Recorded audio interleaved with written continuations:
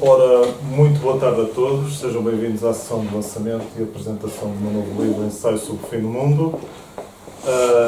A sessão vai contar com a apresentação do professor Dr. João de Oliveira Martins, que vai proferir umas palavras a respeito da minha obra. Doutor, não sei. Muito obrigado. Uma saudação muito especial ao autor, ao nosso jovem autor, Tiago Moita. Ensaio sobre o fim do mundo. E, naturalmente, que, em primeiro lugar, devo dizer que a obra é dedicada à memória de José Saramago. Eu não posso deixar, naturalmente, de saudar muito especialmente a Pilar, que aqui está. Muito obrigado. É para mim um gosto especial e tive, de facto, um gosto especial em ler o livro já praticamente há 2 anos, não foi? Sim, basicamente, 2022. Basicamente. Muito bem. E o livro começa justamente por uma invocação e uma evocação à obra fundamental de José Saramago, Ensaio sobre a Cegueira. E por isso é para mim um gosto também muito especial, não estou a estar aqui com o autor, mas podermos ter a presença da Pilar Del Rio aqui connosco. Este romance, que é uma reflexão que ultrapassa a ideia de narrativa. Trata-se de uma homenagem justa e qualificada a José Saramago. A dúvida e o mistério, a surpresa e a incerteza vão constituindo sucessivos motes para uma glosa diversa e complexa que não visa uma explicação final ou acabada, mas a abertura de vários horizontes que permitam a compreensão dos limites da vida. O mundo que se conhece colapsa. De um momento para o outro, ficamos sem eletricidade, sem os aparelhos inventados pelo homem que se avariam definitivamente. E quem temos 12 personagens. Um bombeiro, uma enfermeira, um professor, uma doméstica, um médico, uma influencer, um youtuber, um engenheiro, um advogado, um designer, um ator, uma criança. 12 personagens que lutam pela sobrevivência e procuram um lugar mítico descoberto num panfleto publicitário que tem a designação de Promise.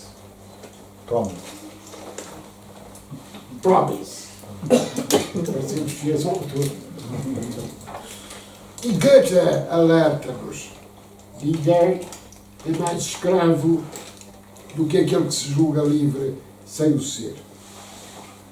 O percurso tem 12 passos. No princípio era o medo. Temos de renunciar ao mundo para o compreender. Como diz Jean Grenier. Depois, começar do zero. A cada instante há que sacrificar o que somos ao que podemos vir a ser. E a cidade, destruída, inerte, torna-se uma miragem. O cetro e o lábio. O pior sofrimento está na solidão que a acompanha, como disse André Malraux. E ninguém ousava olhar para trás enquanto corria. A rosa e a cruz. 4º passo. Para que alguém tenha fé, nenhuma explicação é necessária, dizia o Dr. Angélico Souto Moraes. Para aquele sem fé, nenhuma explicação é possível. E não podia esquecer-se tudo aquilo que se estava a passar. Homo est centrum mundi. O homem é o centro do mundo. É uma preocupação fundamental que subjaz a toda a obra. Como, aliás, essa preocupação, e tanto conversámos aqui com a Pilar, sobre essa necessidade da compreensão dos deveres fundamentais. E isso foi uma preocupação bem evidente do romancista a quem esta obra é dedicada. O conhecimento, dizia Leonardo da Vinci, torna a alma jovem e diminui a amargura da velhice. Colhe, pois, a sabedoria, armazena suavidade para o amanhã. Subitamente, nesta luta pela sobrevivência, os 12, ainda são 12, 11, ou 9, já vamos ver. Eu não revelarei nada daquilo que não se deve revelar quando se apresenta um livro, para que o autor possa ser justamente aquele que nos vai revelar exatamente o que ele pretende transmitir. Mas a certa altura, como se fosse uma armadilha diabólica, nós encontramos o mundo dos répteis que ensina a presença do perigo. Mas além dos répteis, temos as máquinas, o relógio de Descartes. A paixão sem a razão é cega. A razão sem a paixão é inativa, disse-o Spinoza.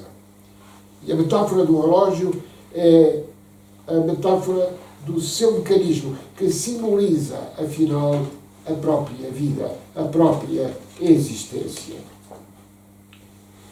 Já estamos no 7º passo, o espelho da discórdia. Se a natureza nos não houvesse feito um pouco frívolos, seríamos muito infelizes. É por ser frívola que a maior parte das pessoas não se enforca, disse Voltaire. E os primeiros raios de sol revelam bem o relevo e a dimensão do lugar inesperado, onde eles se encontram. Mas há um preço da liberdade. E o preço da liberdade significa, afinal, que o problema acontece quando queremos mudar o mundo à nossa volta e nos esquecemos de mudarmos por dentro. De nada serve sermos livres se não tivermos o poder para escolher os nossos destinos. Disse-vos 12 personagens.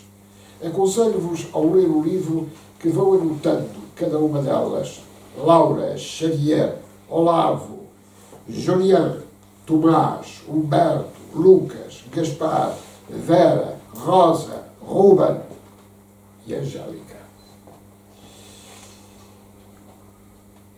Destas 12 personagens, nós vamos encontrar, ao longo da obra, um misterioso desaparecimento.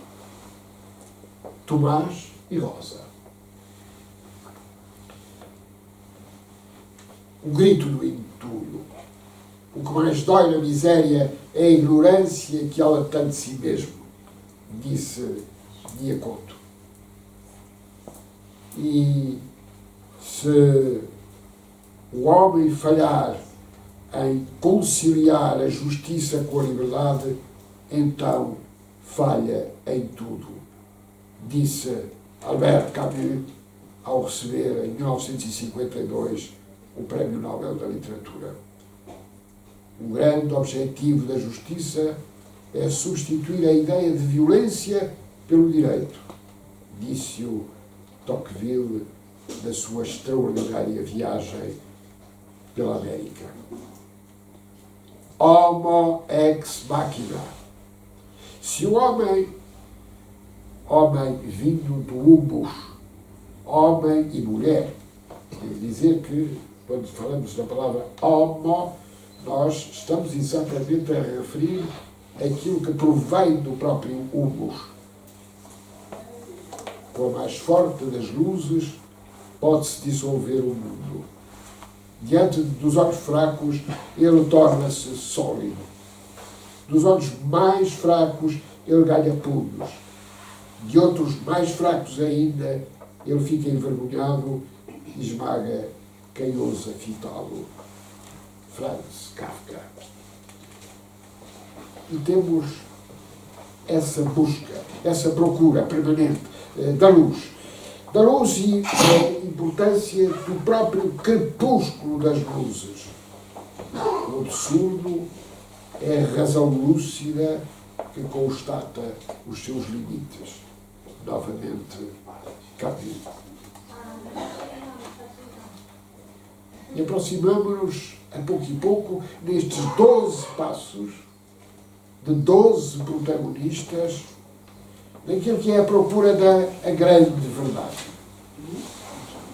O óbvio, disse Clarice Lispector, é sempre bom lembrá-la, o óbvio é a verdade mais difícil de enxergar. Não podes avançar no caminho enquanto não te tornares tu próprio esse caminho. E lembramos, naturalmente, de António Machado, não há caminho, só há el caminar.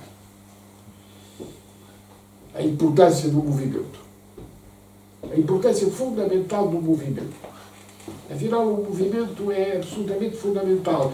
E é isso que leva estes 12 personagens discutindo entre si, contrariando-se, convergindo, até chocando. E Carlos Drummond de Andrade surge-nos a lembrar aquela flor.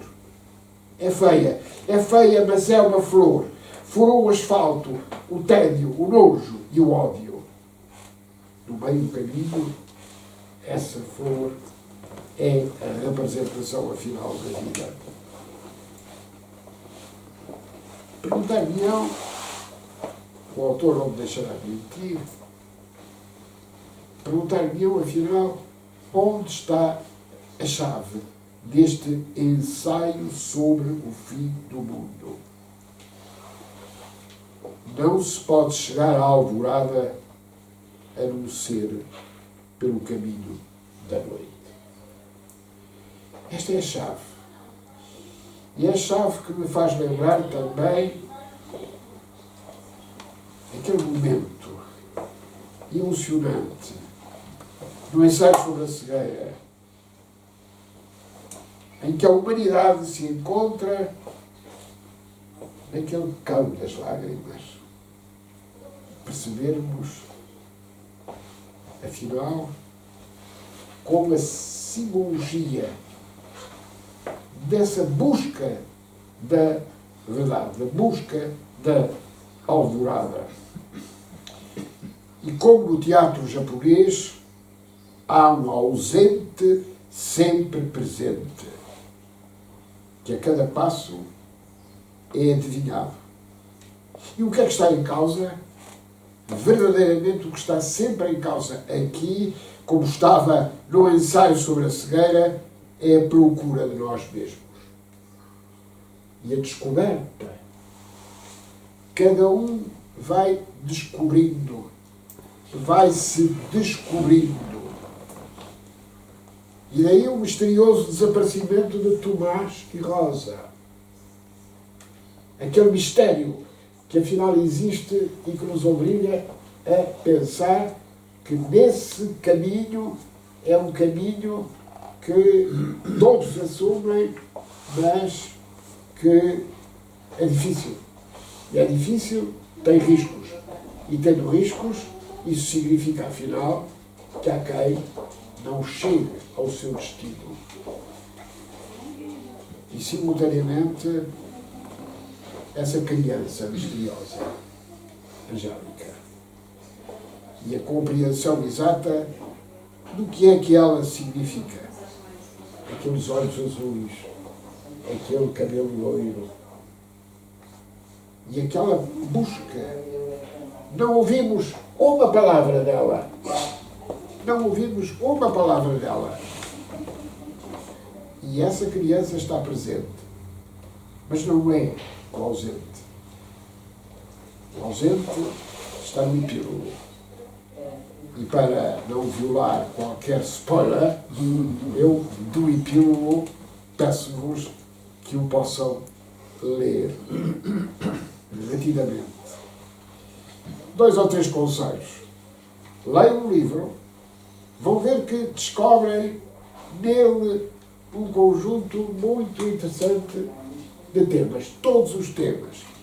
A certa altura, vejam bem, um youtuber, bem conhecedor das novas tecnologias, uma influencer, bem conhecedora de tudo aquilo que existe, vê-se espantados perante uma máquina de escrever.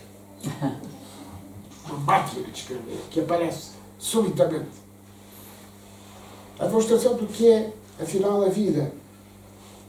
Os crocodilos, os répteis, uma máquina de escrever, a cidade destruída, o cheiro que se sente dessa cidade que, afinal, subitamente foi vítima desse súbito apagão.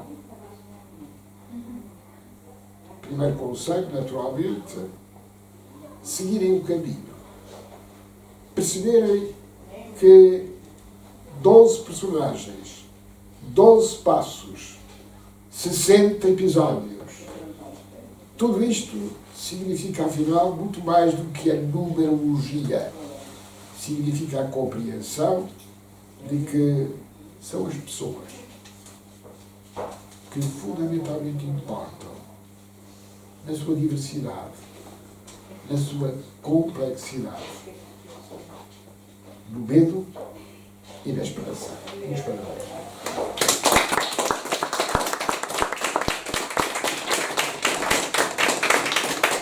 Muito obrigado, professor Leandro Oliveira Martins, pelas suas palavras.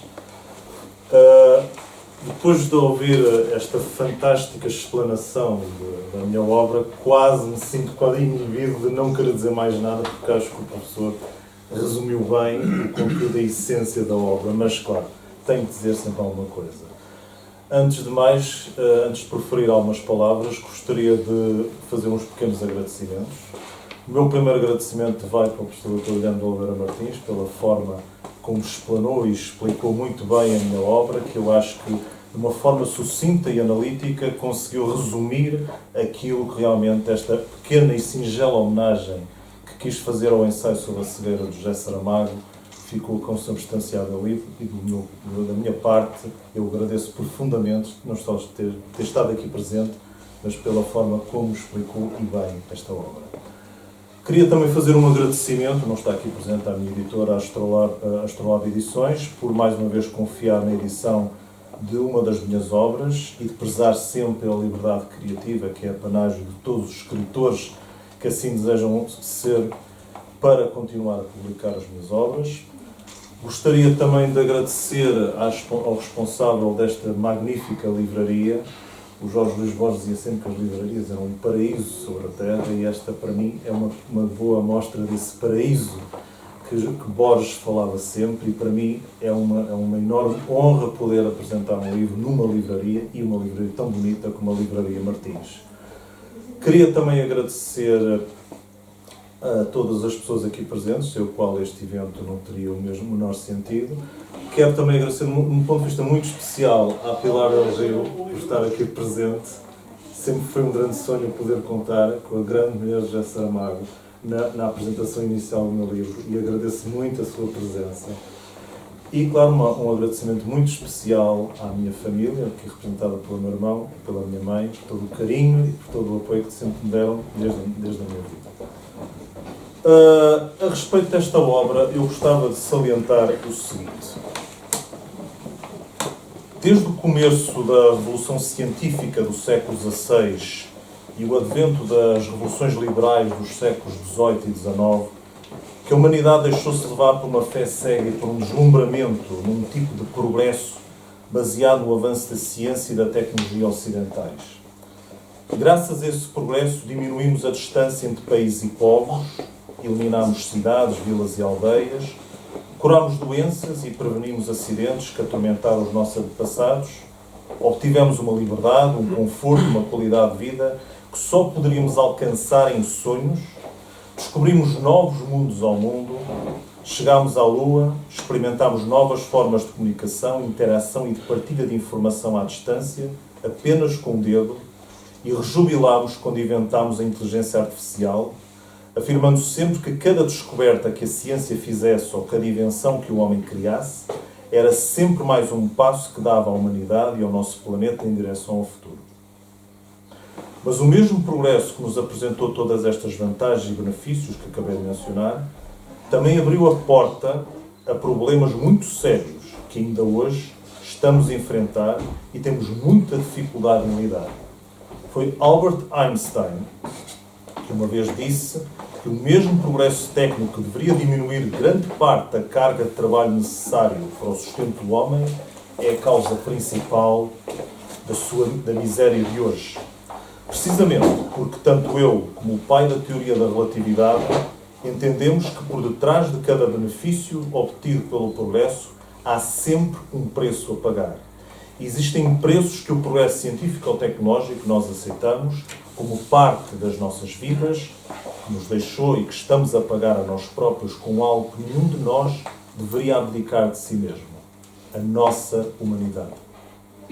Se, por um lado, extraímos recursos naturais para alimentar as nossas indústrias e Estados e usufruímos de uma abundância, bem-estar e qualidade de vida, por outro lado, vamos poluindo cada vez mais os nossos rios, os nossos campos e o nosso ar com a tecnologia que utilizamos para extorquir à natureza aquilo que ela nos dá gratuitamente em nome do progresso.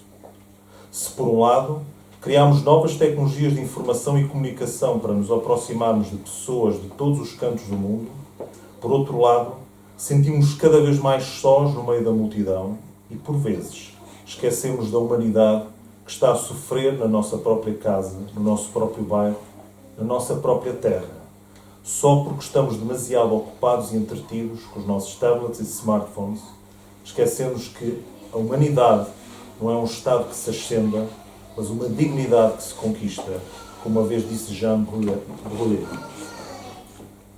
E foi com base nesse rol de críticas e reflexões que em 2012 surgiu na minha mente uma pergunta que resultou da leitura de uma das consequências de uma antiga profecia apocalíptica, que podem ler na contracapa do meu novo romance.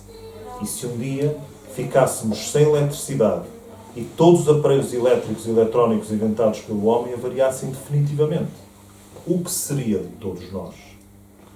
E dessa pergunta nasceu uma reflexão que durou cerca de 9 anos e que em 2021, durante cerca de 7 meses, deu lugar a este livro que vos apresento hoje.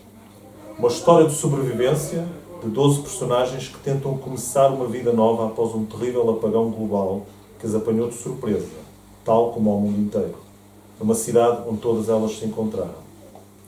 Uma história de sobrevivência que acabou por ser mais que uma simples história de sobrevivência, mas uma reflexão sobre a verdadeira natureza da condição humana perante a adversidade e o desprendimento das máscaras que usamos para esconder a nossa fragilidade e os jogos que fazemos uns aos outros para mascarar a nossa solidão.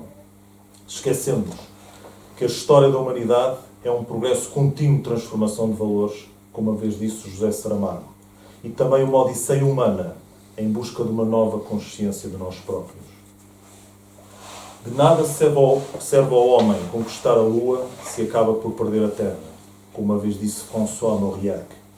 E foi a pensar no nosso mundo, na humanidade e no sentido que devemos dar a toda a espécie de progresso, que resolvi transformar esta reflexão e odisseia existencial em 12 partes e 80 capítulos num livro. Esse rosto virado para dentro de alguma coisa escura que não existe. Essa espécie de coração, dizendo eu, entre nós e nós, como uma vez disse Manuel António Pina. Para que nunca nos esqueçamos que o verdadeiro progresso é sempre interior e que o futuro será sempre tudo aquilo que quisermos fazer dele, para nós e para o universo que nos rodeia, e faz de nós parte dele, por direito próprio. Muito obrigado por terem.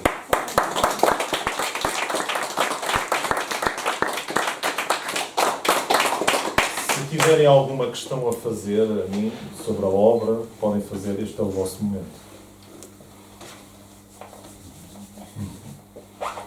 Bom, se não tiverem nada, eu gostava de partilhar convosco um capítulo e um excerto do livro, só para terem uma ideia do que é que este livro fala.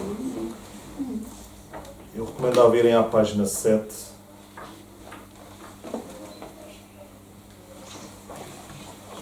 Da página 41, capítulo 7.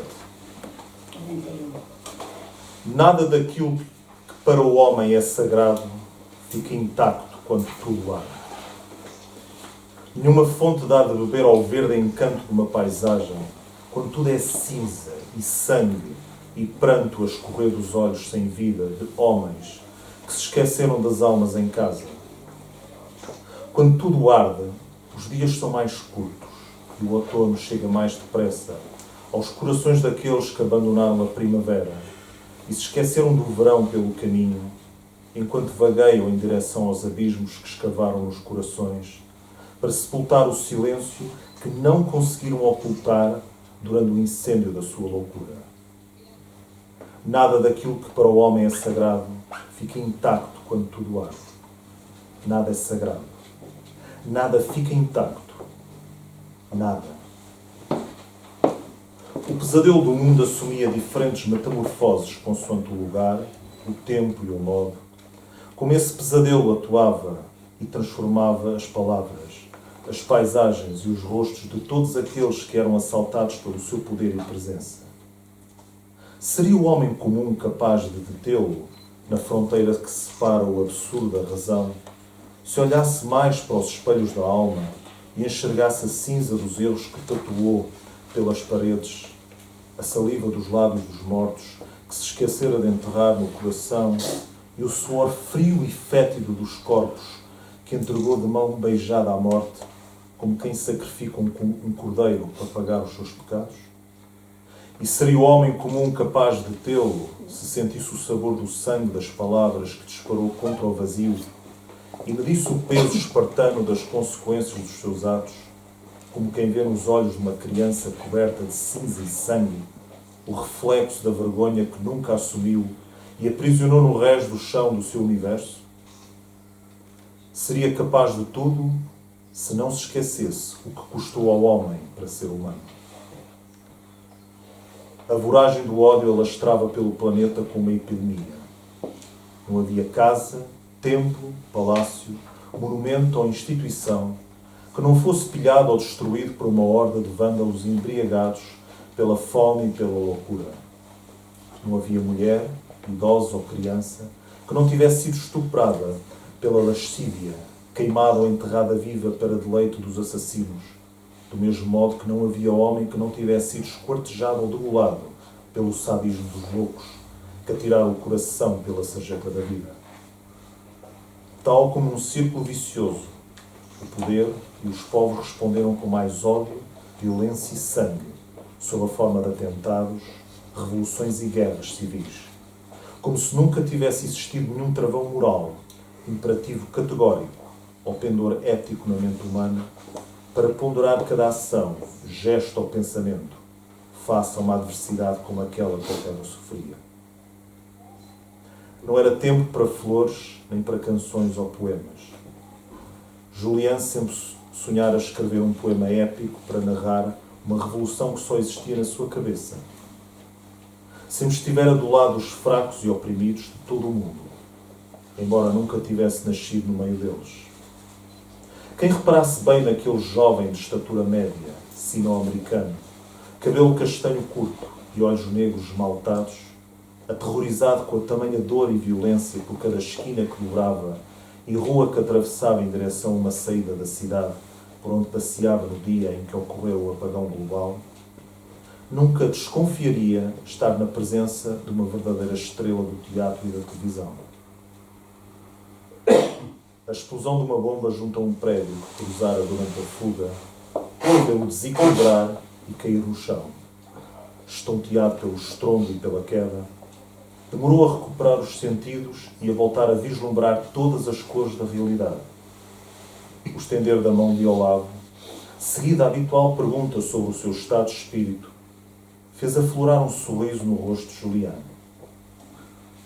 No meio de tantos animais, ainda havia alguns que conheciam o significado da palavra humanidade.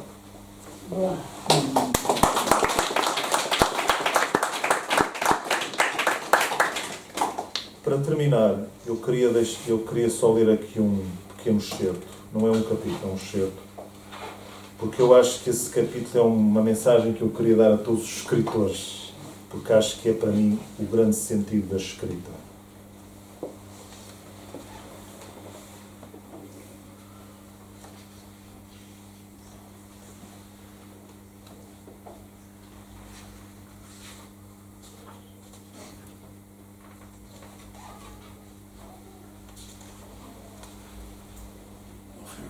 É este.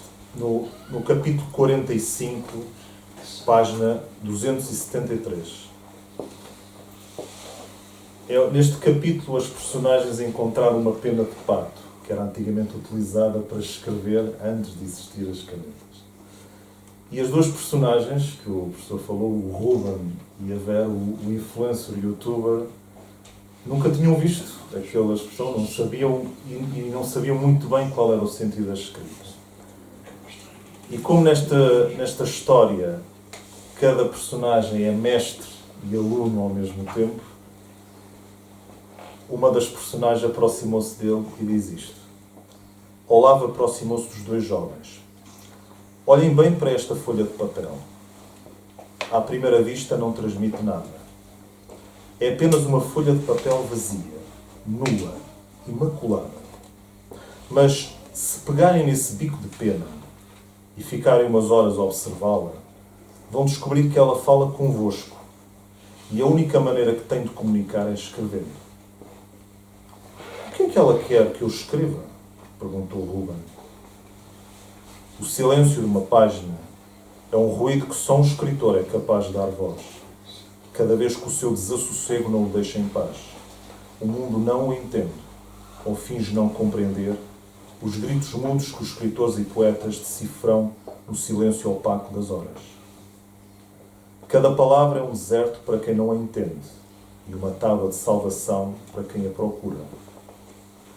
Por isso escreve tudo aquilo que grita da tua alma para o mundo, sem te preocupares com o silêncio dos homens. Porque se o silêncio que escreveres for de tal maneira ruidoso, o mundo não terá outra solução senão começar a escutá-lo.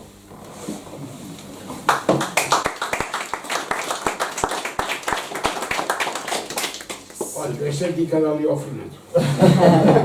Claro, com certeza. Bem, Se não tiverem... estar aqui. E eu queria só fazer uma pergunta já agora, por causa do tema do romance. Sim, Se não fosse o apagão, mas qualquer coisa que eu às vezes me pergunto muitas vezes, é se de facto nós um dia acordássemos e não houvesse internet, não houvesse dados, não houvesse... vamos à máquina multibanco, não funciona, os bancos... houve um ataque informático e voltamos ao que a vida era há 20 ou há 30 anos ou 40, não é preciso um grande... Há os telefones fixos, com os fios e tal. Como é que as pessoas... Se calhar isso deixava de funcionar. Como é que as pessoas iam viver? Eu penso que será... As pessoas não pensam muito nisso, pensam que está tudo garantido e não está, de facto. Mas pronto, mas são aquelas... É o tipo de, digamos, como é que eu ia dizer, de alucinações negativas ou de fantasias negras, se quisermos, para a humanidade, ou distopias, estava a faltar a palavra, distopias, em que realmente penso que deveríamos pensar um bocadinho mais, mas não pensamos, estamos nesta caminhada, não sei muito bem para quê. Para isso é que servem os livros dos escritores. Aliás, uma das grandes lições que eu retirei do José Saramago foi como, através do absurdo e da adversidade, conseguimos entender o maior significado para a condição humana, ou até encontrarmos significados na condição humana que nós nem sequer imaginávamos. O ensaio sobre a cegueira, como o ensaio sobre a lucidez e muitos outros livros que ele escreveu, para mim foram as melhores metáforas que Saramago encontrou para mostrar a humanidade que muitas vezes encontramos perdida dentro de nós próprios, mas pela qual muitas vezes não enxergamos completamente. Tenho muita curiosidade de ler o livro, de qualquer modo, estou com. Não sei se tem mais alguma coisa a dizer, alguma pergunta a fazer. Bem, se não tem, então muito obrigado pela vossa presença. Estarei aqui à vontade para dar algum autógrafo. Os autógrafos, sim. Muitos parabéns. Muito obrigado. Foi um prazer. Obrigado. É?